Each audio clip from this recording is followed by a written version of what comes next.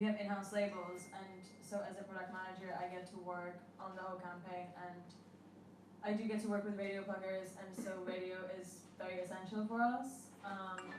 As a label, it's more accessible to us because we invest into it, whereas if you're an artist who self-releases, it might be hard to try to hire a radio plugger because they can be expensive. So for artists, it's better to rely more on the streaming part because it doesn't have to cost you anything if you sign up to something like what we have, like TuneCore or CD Baby. You can just submit your track and get the royalties from the streaming, and you don't have to go the extra mile to submit it. Whereas, radio is different. I think definitely with the radio plugin side, I mean my background is I'm a radio plugger, BBC, national, regional, that's where I come from. So that was one of the services that I was able to bring into CD Baby. So now that we're not just a digital service aggregator, we're also radio promotions. So we work right the way through the UK, from Radio X to Capital, Kiss, things like that. The value of radio is still significant. It's still significant for a new releasing artist. However, I agree that it's hard for a new artist to sort of afford a plugger. So one of the things, thankfully, we do at CD Baby now is we provide that as part of a priority service. And it's quite an intimate process. We go in, we see producers, heads of music face to face and play records to them and work up a plan. Is there more value in radio play? I would personally say yes, in terms of the intimacy. There's no intimacy with streaming, that's one of the problems. With radio, you get the intimacy of that presenter who is absolutely passionate about that record of the week and really pushes it and really believes in what they're playing. Whereas streaming, although it's the monetising factor and it's great for global fan base reach. Yeah, all it does is just sits on a playlist and that's it. But if you can get support from Marianne Hobbs or someone like Six Music, then they will just keep playing your stuff, and then it's just a chain reaction into the other shows that they have on it. Exactly. So. Yeah, totally. Yeah, I couldn't agree more with that. And in terms of radio, what types of radio stations do you work with on your services? For example, in our case, we cover many stations in many different countries. But in most cases, I hear, it's about the biggest stations, the national ones, Capital, Kiss, etc. But the fact is that, of course, that's also the hardest place to get a placement. So, what types of radio? Do you work with specialist radio as well? Do you work with radios in South Africa, or is it primarily UK, for example? For CD Baby, it's primarily UK at the moment. We do have reaches to across US radio, so we do have access to additional services and pluggers externally who we can invest in to provide that service for an artist. We tend to only sort of offer that service though in the US if an artist is picking up enough heat or we have a high-profile artist. I mean, for example, we've got Ray J and Flo Rida, Snoop Dogg, and we've also got Aloe Black. So, artists of that level, we're happy to throw in the money to advance them, to provide those marketing assets, should we say, in the US. But in terms of the UK, stations that we go to are primarily national and regional. Specialist radio, like community level radio, internet radio, not really something we do. There is value in that. If you can get 40 or 50 internet stations, you might only pick up 1 or 2 fans per station, but they'll add up and eventually they end up streaming the track on Spotify, Apple and things like that, and then that's where you start making that money slowly from, so it does all tie in. Okay, because what I have seen a little bit is that there is a kind of a tendency towards the smaller the radio station or the more specialist, the more or let's say the easier it gets to actually get a placement. And for example, something that we think is very interesting is something like college radio. So for example, in the US, there's probably around 500-600 college radios, college and university radios. So they're very significant, dominant, and you can actually create a significant career in terms of getting jobs there. For example, there's a DJ called Carnage. I think he did a pretty significant rollout on college radios there. And what we see is that these, for example, the demographics and the geographics are tremendously, great, because you get, maybe 50,000 people or 25,000 people in a very, very, secluded area where they're all between 25 and 30. So the demographics are brilliant, whereas and you have the ability to communicate with the radio host and maybe work another single, and if you can do something on more colleges, there's a base for maybe a tour or something. So isn't there value in that as well, and not necessarily only looking at one stream is so much, or this radio airplay on national radio is this much. I'm also thinking less could be more, right? I think that it's good to target those radio stations as well, especially because they are they specialize in a certain genre. So if something is a bit too niche for a commercial radio for just an everyday listener, it might just go over their heads. But if you target an audience that is already into this type of music, then you're more likely to gain actual fans from it, and obviously that can trigger them buying the album and stuff like that. So it's so much better, I think, in that aspect. And yeah, as you say, you get to target, if it's a college radio, you can target thousands of people at once. Yeah. I definitely agree with the specialist radio aspect of a particular niche, because I don't think in some genres. In some genres, yeah. So streaming, although it's great, it doesn't necessarily fully support certain niches. There isn't much variety. So that's where your radio can come in and play a really big part in the campaign and potential success of that artist. Yeah, I think it just depends on the genre really, and then you just have to know your target audience, and that's what you should focus on really. Because you cannot, because I'm working kind of on niche things that are kind of modern classical / electronic stuff, so obviously you cannot play that on Radio 1 really, because it might be too experimental for them, and it just wouldn't get a daytime play. But if you target other radio stations that are like that, like NTS and stuff, then it's more likely to get placed there. And obviously you have listeners around the world listening to that station, so yeah. Adam and Paula, how do you work with radio versus streaming? Because I spotted your tracks on Spotify, and it looked like you had quite a lot of streams, taking into your music also into consideration, because it's ambient, a little melodic, right? Yeah, well, I didn't hear all your songs, so we've got quite a back catalogue now. Yeah. We've journeyed through all of it. We've tried all the obvious routes of trying to pay people to do all these jobs and pay pluggers. We pay thousands for pluggers, and they don't promise anything. They got us one spot on a really late play somewhere random, which is pretty useless. No one's going to hear it. So £2,000 for one play for no one to hear it, versus what we're getting on Spotify, which is over 60 million streams now, independently.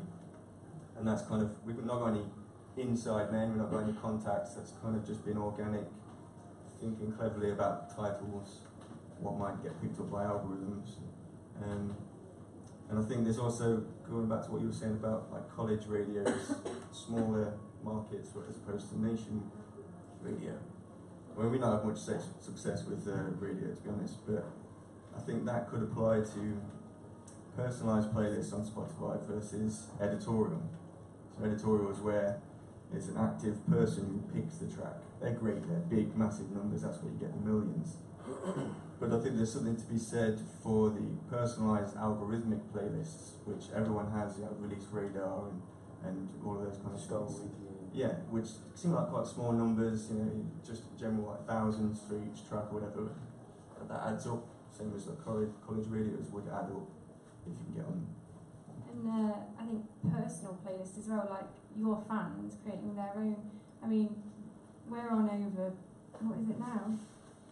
in the thousands people making their own playlists with our music, and that's massive because if you think of that, each of those people, I think like the lowest amount of followers on their playlist is like 20.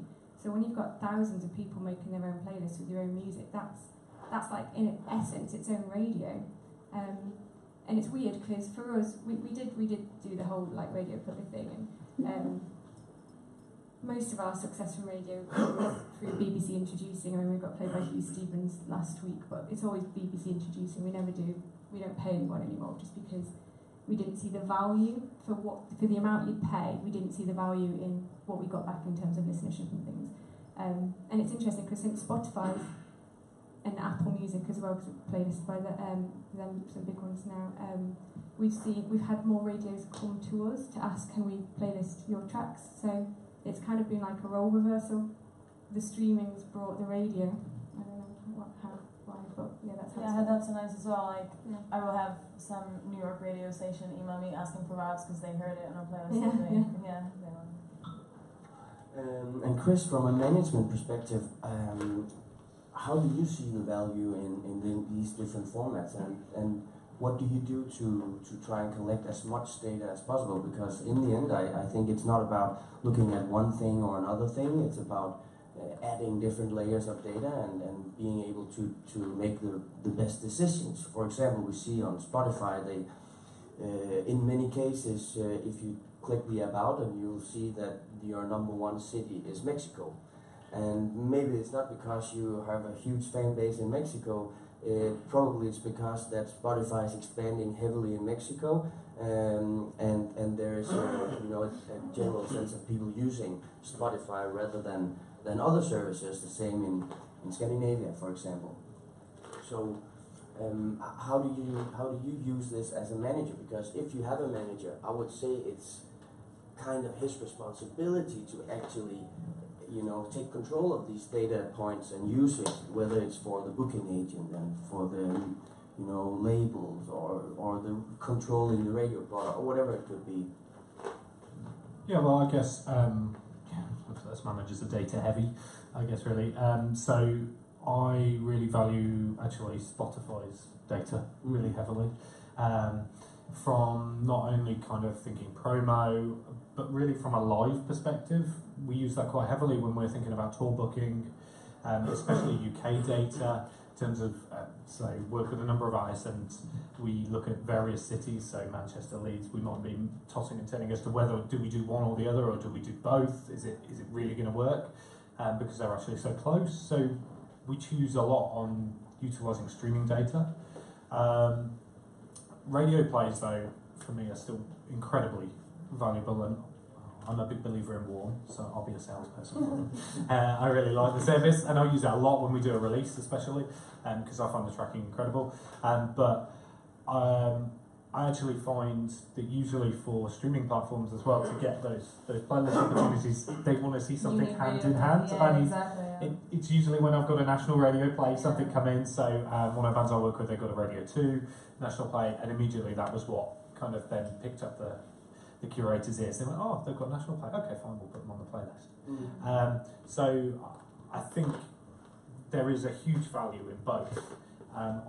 For me, I think streaming's value, you can actually create quite a sustainable income, which these guys can attest to much better than I can. But I think you can really create that for an artist, and that's creating a sustainable long-term income, rather than just knowing you've got to be on the road constantly to make that live cash. I think as artists and managers, we have to utilise that data and make it work for each of our artists in different ways.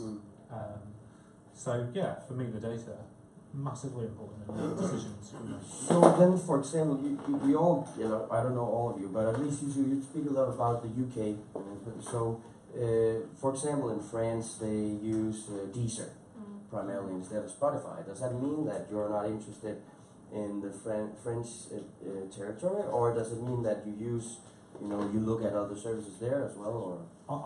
For me as a manager, I look at every market. I don't think you can't be closed just to the UK market. You'd be surprised where an artist has a sudden fan base spike in Germany or Japan or somewhere like that. I mean, Deezer is actually one of those services I use. One of my Yeah, kind of Deezer is huge in France because Yes. everyone gets it with their mobile network or whatever. So Exactly. most French people use it, and it's a huge country. So I was going to comment on that when you were speaking about touring.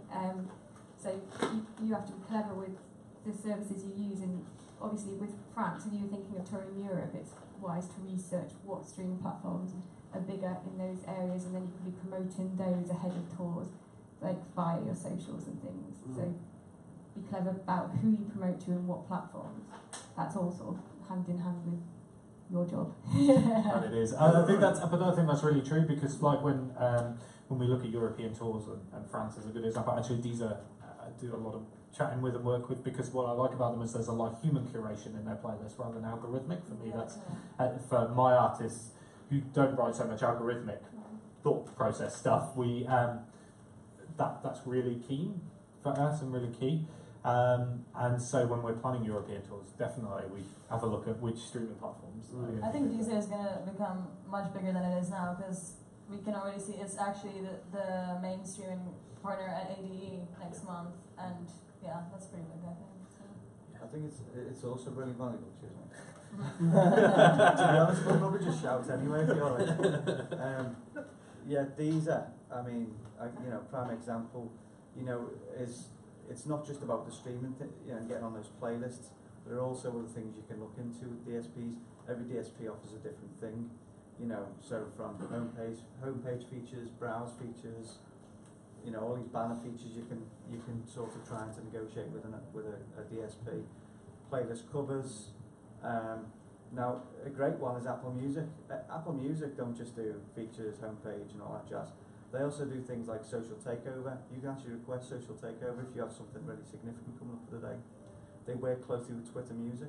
You can tap into things like that. Amazon Music, they do the Weekly One project, and a Weekly One in each territory. So if you've got a tour in the US, you can contact Amazon and recommend an opt-in for a pitch towards Weekly One. And what they do is, for that week you're there, or if it's your first record, they can put you on all their main playlists for a week and give you like an audio intro, outro, and smash that all over their audiences. And then they monitor how well that was engaged by the general subscribers. If that goes down really well, you remain on playlists then, and they build that further.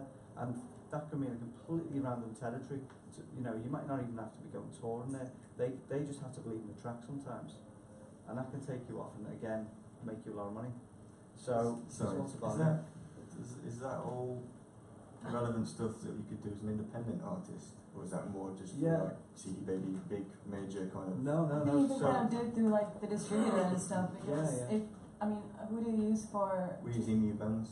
Okay, yeah, because like if you do get with someone like CD Baby or TuneCore, Believe, usually the trade marketing services are included in the whole thing. So that means that because we pitch to stores on a weekly basis, and we pitch to all of them, and we do it in all territories, and I'm sure you guys do the same, right? So like if you have some promo or something happening in like a specific country, or you want to try something more in a different country or a different store, like as you said, like Amazon, then you just like speak to the label manager, I guess, and then like you just try to do it in that way. Yeah. So with emu bands, the one we use, they do just a one-off fee, and then that's it. They leave you to it. So yours is more about getting to percentage or commission? No. We basically at CD Baby, what we do is if one of my roles, my role in CD Baby is I'm the global lead of promotions. So part of my role is to make sure that the team are looking for gems that are upcoming, not just being contacted by major clients and dealing with those. We look for them as well, and when we find them, we pitch them to all DSPs. We take them to radio as well, depending on the story, where they're at that time in their career. The other thing we do is we have monthly Spotify ad budgets and Facebook budget and stuff. So we can support by providing loads of money at an artist to get them banner features or things like audio ads, which will be exposed, and we can choose the territory that the client wants specifics in. So if the client's got a tour coming up in Europe, then we can make that a main focus for an ad in Europe. And if that gains traction, editorial input takes place, and then before you know it, they're being added to some bigger playlists, and the story grows. At which point you can invest in plugins and things and go any further. Yeah, about that, I think it's all about, you know, in the end creating stories, right, when you are an emerging artist, because whether you have 500,000 streams or, I don't know, 1,000 airplays or whatever, it's not what you're going to live off, at least, right?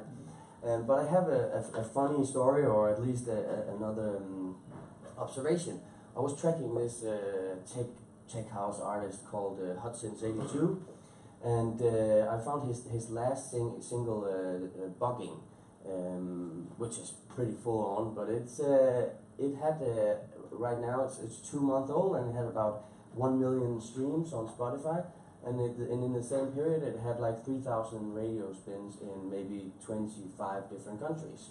So now my question would be to you or to the audience, what has the most value? Is it the 2,500 radio spins, or is it the 1 million streams?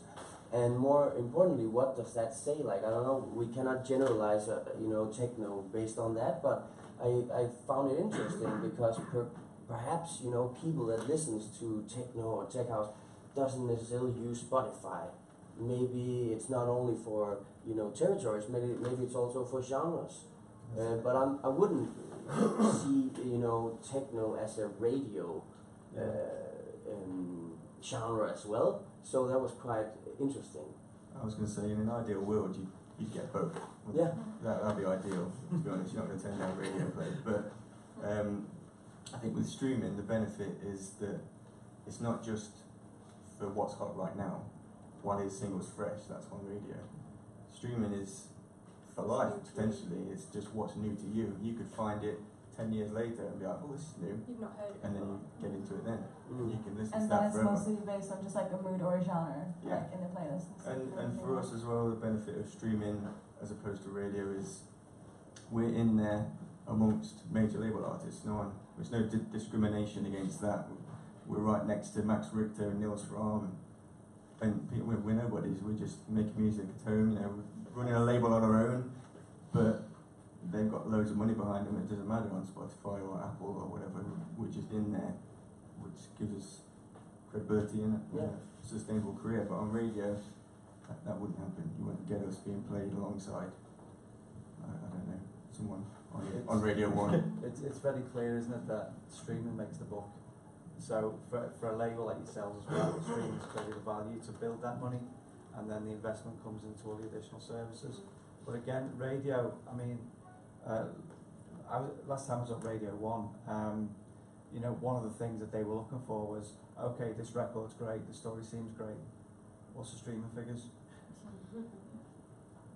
Even some shows at Radio 1 are reflecting on streaming figures before they even consider a record. So it shows you how the dynamics change completely, the power of streaming has taken effect to some degree. But still, you know, it's still good. I mean, streaming radio are just two major aspects. You know, live side's another big one, so sync. You know, if you can get a sync placement. I mean, I'll give you an example of an artist. Ingrid Michaelson, based in the US, she's another one of our artists. She's massive over there. She's beyond massive. In the UK, not many people know who she is. If she came over here on tour now, she probably wouldn't fill a venue. But she got a sync placement, and she ended up on Radio 2 A playlist because of the sync placement, because radio clearly picked up on the fact that this artist, the sync placement was such a big one, it was picking up a lot of streams, it was picking up a lot of interest through the DSPs, so they pulled it to bring in more listeners.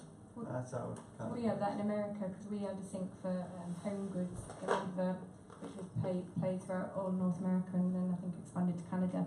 And again, radios are contacting us, so it is, it's shows just, the value. there's value in everything. I think that's the sort Yeah, of like you you can just like target all areas, so you cannot just focus on one thing. Yeah. So maybe it's about finding where the value is and exploit that, of course, and then building the stories from whatever you can build it. Like, I mean, I had an artist that had, you know, we were released in Denmark and didn't really work out, but apparently we had a lot of airplays in a Polish radio station. So that way we could actually use that maybe for something in that area, like Lithuania or...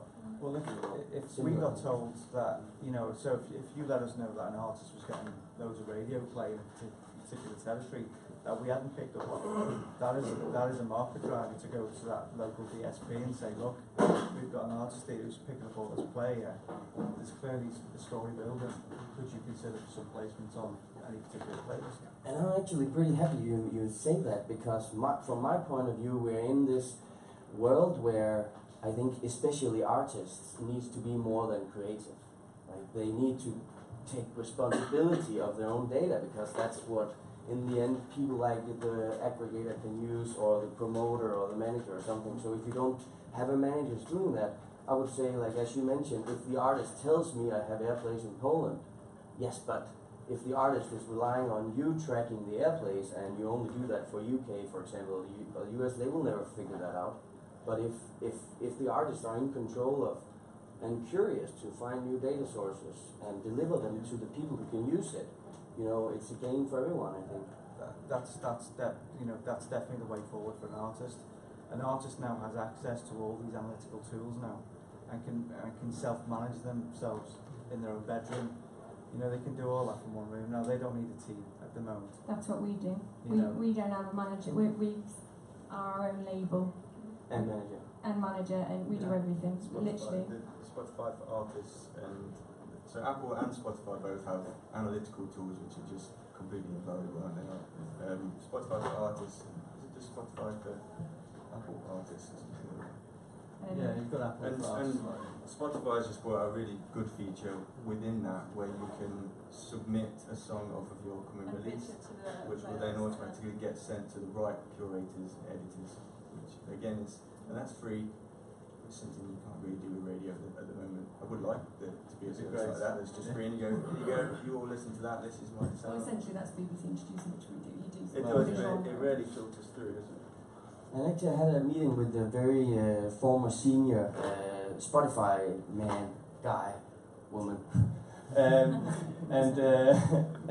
he or she told me that that actually there is very few artists that uses Spotify for artists. I don't get that. And I don't know why, but I could assume that, you know, maybe they use Sounddrop. I don't know if you have, but I would assume you have something similar, or I know at least Believe have a very good insight. I come into across people not having Spotify for artists set up all the time, and they don't have a blue tick or anything. Yeah, I'm like, it's common. sort your Spotify out, sort your stories out first, and It should be like standard for an Yeah. artist. If you're going to be in a band or you're going to go solo or do your own thing, you need to just, first thing you want to do is, once you've got your release ready and it's got distributed, set up your Spotify for Artists account Yeah. and start monitoring the analytics, because you know the effect of your fan base then. You know where people are picking up. Yeah. I think Well, it's that's laziness, isn't it? Though, It's- like it is, I think it's it's that laziness. whole like Creatives in want the to old be day, creative. you do just want to create, but nowadays it's it's a business as much as it is Yeah. being creative, and like it doesn't stop you being creative musically. You can still do that. You just have to work at the bit data and so organised, isn't it? yeah. Yeah. Office hours. Yeah, and I mean, there's so many tools available, as you mentioned, right? So whether you it's even have stuff like Chartmetric, like I Yeah. love Chartmetric. and some Yeah, because great guy. it's good. Yeah, I mean that's something you can. So when I was saying referring to laziness there, if you think about it, we're in a world now where we're drip fed everything through social media, through the internet, and it's getting. I don't know if you guys have noticed, but when you try and share a social post and you try and get people to share it, nobody shares it. Why? They 'Cause just lurk. we can't be bothered because it's so easy. All we got to do is click a button. But people are getting so lazy now, generally, that to try and get an artist to say, go and register your account with Spotify for Artists. Go and register with Apple. You won't do it because it's but it's down to, I'd say, general laziness. But that's not their fault. I'd say that's more of a social impact through how technology develops and things are getting too easy. Could we say that there's also like something about that maybe artists, or the industry at least as well, needs to maybe get a little bit more educated? Because sometimes, I know it's a generalization, but for me, for example, I see that, for example, like yesterday, a guy on chat support on my company, so yesterday a guy wrote me, how much is an airplay worth on average? And I couldn't resist writing, that's kind of asking me, how much does a car cost? It's, depending on lots of factors. And but I said anything from $0 to probably $500, and and I saw, you know, other people asking me, you know, for example, like, why should we track this because we have PRS or we have PBL, or why should we track our radio plays because I think my label is doing it or something, and yes, sometimes it's just like, but I think, you know, there's some educational stuff that needs to, I don't know, be developed more, or that artists and creatives,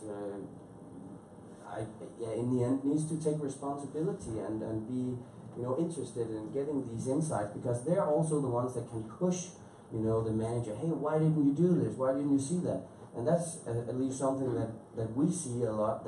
That's, you know, one artist discovered something, like, I have one play in Iowa. For example, I just spotted on the train that you have a what's called the golden voice of golden something. No, I haven't. Sound waves of gold. Yeah, that. And it had the last 2 weeks or something. It had a couple of airplays in the college radio in Iowa and Louisiana, for example. And you know, we see also where an artist runs to the label with this information. Oh, we have a major breakthrough, because maybe they didn't expect anything. But then on the other hand, we have people discovering, you know, emerging markets which no one knew of. So I think, you know, it would make sense if artist was the one pushing, if they have a manager or label. I think that's definitely the case. But on the other end of the spectrum, once you know too much and you get rid of all the smoke and mirrors, then labels will start to think you know too much. Yeah. I think we've deterred some labels. There has been interest in us, but then once they talk to us, Stressful to work with they you. kind of start to you know how much money there is to be made and how much money will be taken off you Yeah. with our 70% from Spotify, and you know too much of what you actually want out of what. So, I don't know. I think we know too much now. I think for me, coming in when I come to manage an artist, my expectation is they know that data already. My expectation with all the ones I work with is that I don't come in and suddenly take over everything. They need to take a responsibility, because there's never telling where I'm suddenly just, we're not going to work together anymore. I'm not going to hand over everything. We know too much. And there's so many services. Yeah, well, but there's so many services as well to make it easy. So there's things like Warm, but there's a service called Fortunes. With a little app which, as soon as you get a playlist ad, it gives you a notification on an app, and it's just so easy to use. Tells you where you are on the playlist, tells you how many followers. So I use that for all of mine as well. But I mean, things like the general laziness of not using Spotify for artists. It's too easy. That's the problem. So it's so easy that they still don't want to engage with it. You know, there needs to be more of an education around Spotify for artists. And also I think that knowing where your fan base is and having all this information, like where the airplays are coming from and everything like that, it does help with the pitching. And like we would come across so many independent labels who would just submit a release and just write a description about it, maybe if that, and they just expect playlist placements, and then they come at you being like, why isn't it being playlisted? Why, like, what is happening? I'm like, well, you have to like provide more information. Like, I can't. Yeah, exactly. It's ridiculous. Yeah, they need to get educated more as well. Yeah, I mean that's definitely another issue you find is a lot of artists have expectations as well. So like, if they believe their record's the next big hit, and then they put it through a distribution or a label, and there is no success on release day or whatever, you know, they're the first to ask questions and you know, happy to complain. But at the same time, they have to understand that there's more to be submitted than just a great record. You have to find as many market everyone drivers thinks as like possible. that. There's so much competition now, and that's what everyone wants, playlists. So Well, look at New Music Friday today. yeah. If you look at the New Music Friday playlist today, 90% of those placements are major labels Yeah, or Spotify direct deals. And also they forget that So- the playlists that are huge and they can have like millions of followers, they don't get updated on a weekly basis. Like the mood playlist, they can get updated like once a month or something. So when someone doesn't get a playlist like the week it's out, they're like, oh, what's happening? It's like, well, just give it some time, and maybe it was going to end up in a playlist in 3 weeks' time. Who knows? Yeah, because Yeah. they do always monitor how tracks are performing. Yeah. They have notifications on their system, so if a track isn't actually picking up heat somewhere, they are notified and they're made aware of that release. It's just up to them from an editorial side how they decide to engage with that. You know, Spotify, a lot of their playlists now, and Deezer and Shazam and things like that, most of their playlists are data driven, you know, so a lot of it, you know, is not just down to how great the track is and the market drivers, but sometimes it's down to how what key the track's in and the tempo and things like that, you know. So these are the things artists should consider if they really want to focus on their streaming career. And speaking about the competition, as you mentioned, I don't know, there's a lot of numbers flying around, but I heard someone somewhere between 8 and 10,000 new songs a day on Spotify or streaming services or something like that. So where does that leave us? Yeah, exactly. I mean, it's not surprising really, because anyone can release music today. And we can upload it tomorrow. Exactly. You don't need a label these days, so that's what everyone expects. Just like. And we can all pitch it to Spotify now as well. Exactly. Straight to an editorial. So back to, we need more than just a song, we need probably a story or something that That's why we always say it's like good to just like try focus on the other areas than just Spotify, because it seems like everyone is just like Spotify, but you do need to look at everything else and live. Because if, for example, if you're just like a Spotify artist and you don't have anything else going on outside of it, if you have a show, you're not gonna sell a show. So. Yeah, because it could be based on playlists, together, right? And if you're sometimes on people they don't even register who is playing in what playlist. no, of course. Obviously, you have like fan base, like so for example, like your guys' music, because it's like it has a niche fan base, so people listen to it, like no spam and all these people. Like I'm into that kind of music as well, so I go looking for it. And but some people, for them, you have like the C playlist or whatever, and it's literally just to like have in the background, but they don't really know who's playing, so it's not like. They would be like, oh, who is this person? Like, I'll save it and then I'll go to their show. Like, it's not. Yeah, because I mean, like my Discover Weekly, probably, or it's yes, everything from jazz to bossa nova to techno. So I just skip it if I'm not in the mood for one or the other. But I don't necessarily sit and look at every song. Oh, who was that? Who was that? Yeah. Discover Weekly, though, I would say the issue with that particular playlist is, as you know, it's data. And it's down to what you listen to in that month ahead, and it looks at the algorithm of every track, so the key, the genre, things like that. So it kind of predicts what you're going to listen to. Now, the clever thing about the Discovery Weekly and Release Radar, it's all down to this collaborative filtering. So things like, let's say you listen to, you know, Beyonce's next album, you do as well. You like all the people from Tidal, they listen to Beyonce as well. So let's say for example you listen to track 1, 4 and 5 and you listen to track 3, 6 and 7. What it will do is it will pick up on that, and on the next Discovery Weekly it will recommend to you both the opposite tracks, because the chances are you will both like what each other's listened to. So, and that's where it sort of fits in with tracks that are released in general. If the algorithm's similar to tracks that you've been listening to, it will just throw in your Discovery Weekly, and then in a hopes that it will build a fan base for that artist as well. Another thing I think we can make before we end is so I understand at the moment that Spotify is testing that artists can ingest their music directly to Spotify instead of using an aggregator. So let's say in 6 months probably, when it's accessible to everyone, where does that leave the aggregators? Because I think again, you know, lots of artists are focusing around Spotify and maybe in most of their heads it's just like Spotify is key or king. So if they understood that they can just use Spotify directly and ingest everything on there, where does that leave you guys? From my perspective, like, I mean, I don't really care because it's just one direct deal with one store, and you have all these other stores, so, yeah. Exactly. You know. Yeah, but I mean, like, you can do your own thing on Spotify, and then you can do the rest of the DSPs with you guys. So, I mean, that's not a big drama to us, because if they want to go with Spotify as a direct deal, that's fine, you know, because it's not an exclusive deal. They are allowed to distribute elsewhere, so they can still go with the likes of us and yourselves and yourselves and distribute elsewhere, you know. and then we can still market and promote those other DSPs. It's not a problem. Although Spotify is the one everybody wants to get on, it's not necessarily the most for monetization. You know, as I was saying earlier on, you know, there's certain occasions where Akazu you can pick up anything up to 10 quid a stream, you know, from 53 pence.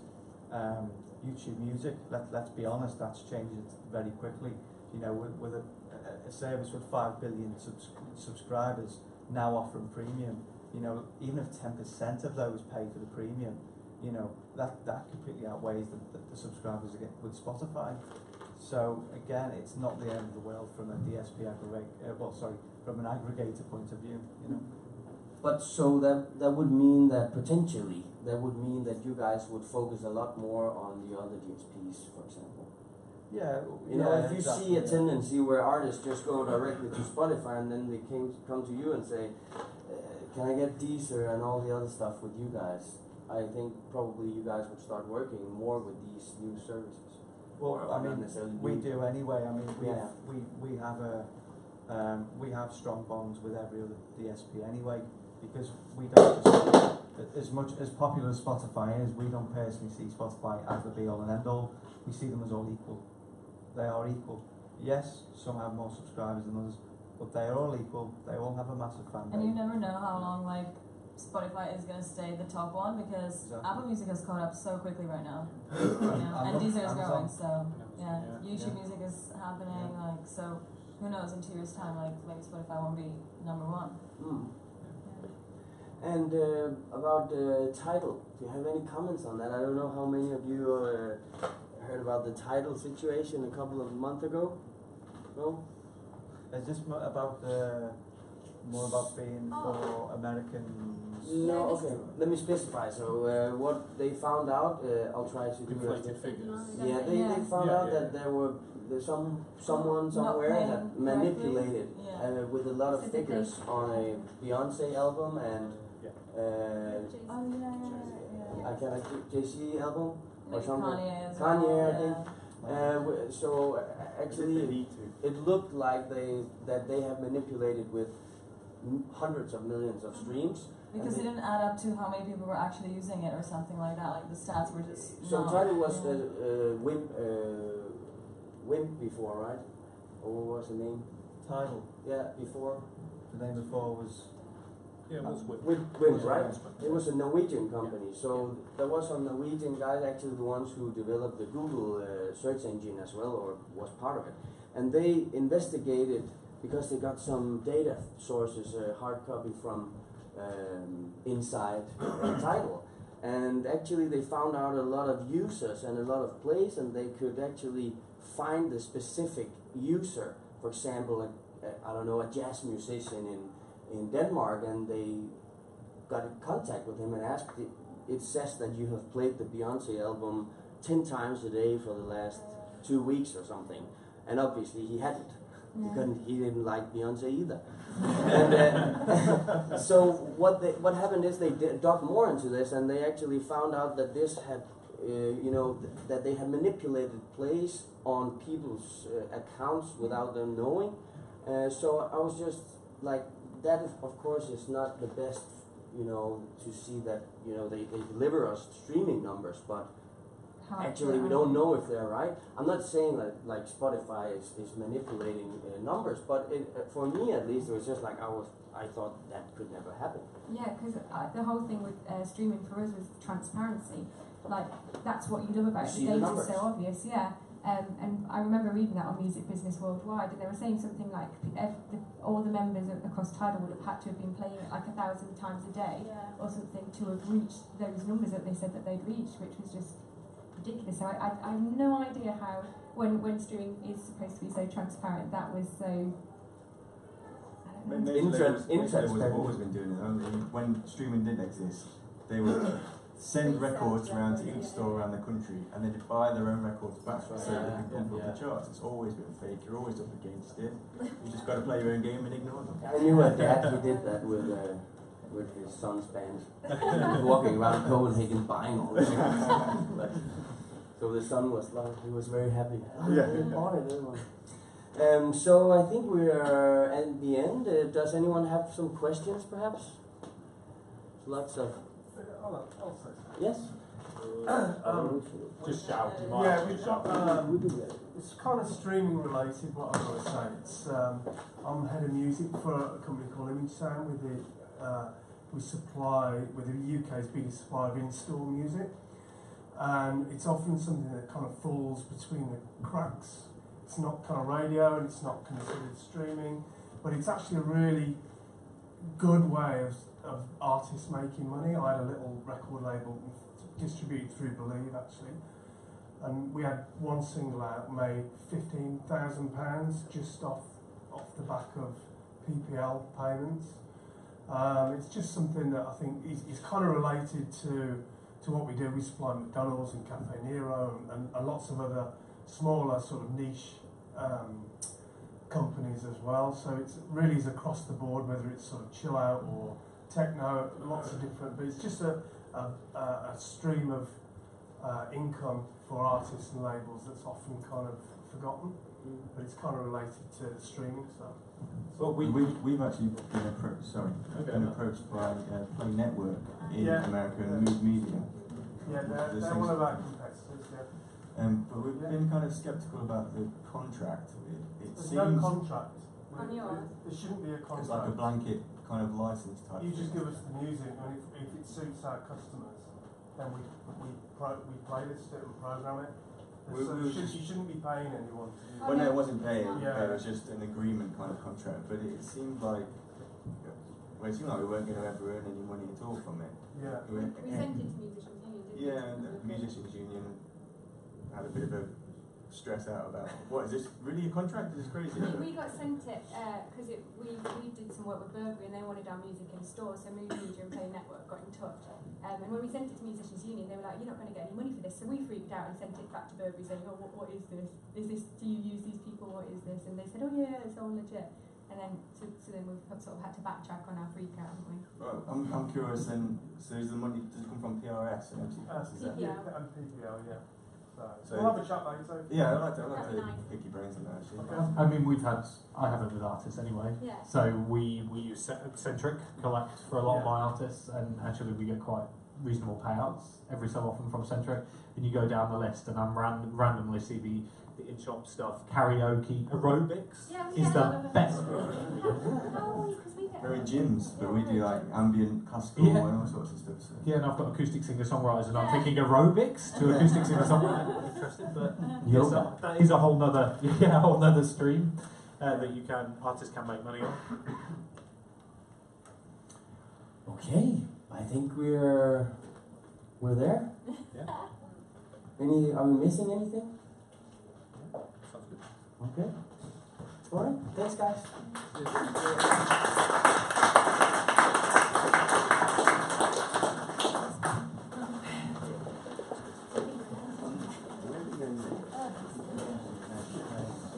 No, I'm interested in